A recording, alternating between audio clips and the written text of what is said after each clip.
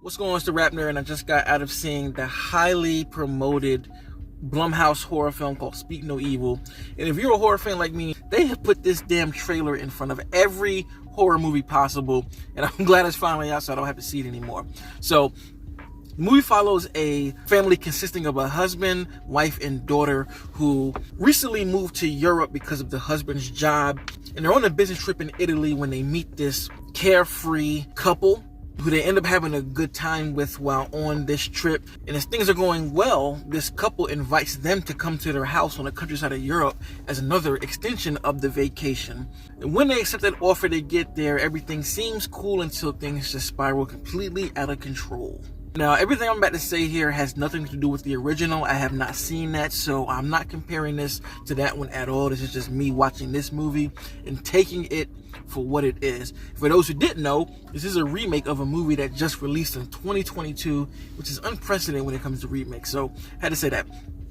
Now, this film, man, your experience with it is going to depend on how you like your horror. And the reason why I say that is, like, this is a perfect film to yell at the screen because of the decisions characters make. This movie is full of character decisions that just have you looking at the screen and wondering what's going on. Like, there were so many moments that the whole crowd was just like, oh, come on, no. Like, it was just so many red flag decisions being made that you can't ignore it. The whole film was built off of these red flag decisions.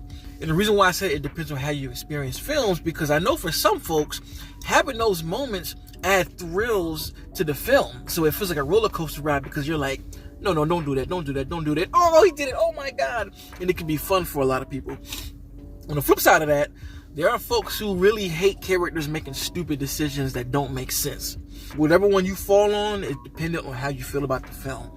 Me personally, after I first watched it, I'm kind of in the middle because I'm a bit of both. But as I've thought about it more, I definitely enjoyed it because of the way it's written.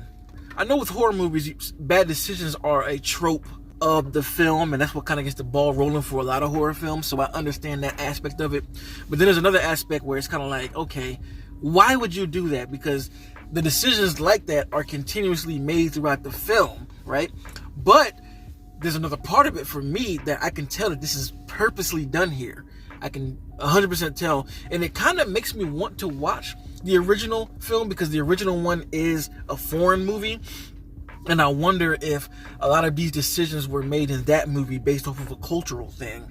And I feel like they did that here with these new characters. I didn't mention that the characters who moved to Europe, the family of three, they're American. You can tell that they're kind of adhering to what the cultural aspects of these countries are, trying to be very friendly and warming, trying to adapt to make a comfortable life.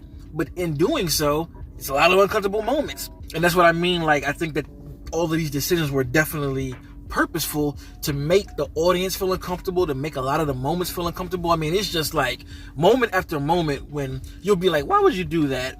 And it proceeds to get even more awkward, and you kind of just sitting there in your seat wondering, like, where is this going to go?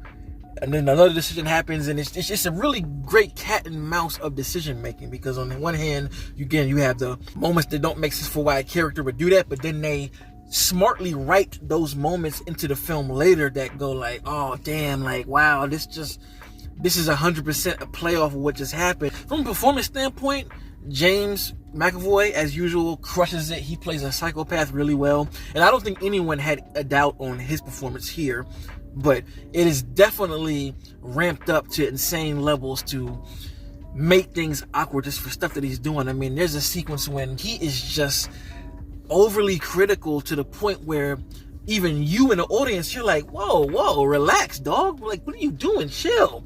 And it's even echoed by the characters in the film. So there's just a lot of that pulpy insanity that's waiting to burst throughout the movie, where it's just like, this is gonna end really bad. And I also gotta state that this is all in the trailer. This is not me spoiling anything. And speaking of performances, I forgot the actress's name, but the one that plays the mom, I really liked her character. And I love how it's written in a way to show why she just kind of allows these things to happen in the first place before saying anything.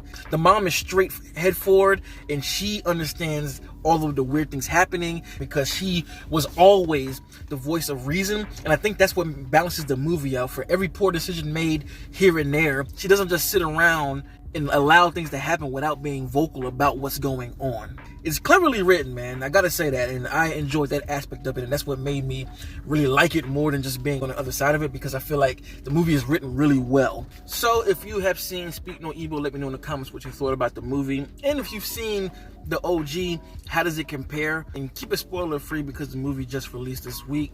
And of course, if you like this kind of content, make sure to like and subscribe. And if you already are subscribed, thank you. And until next time, peace. RapNerd Productions, no capping, that's word to mommy. Instead of banking on it, now rapping is just a hobby.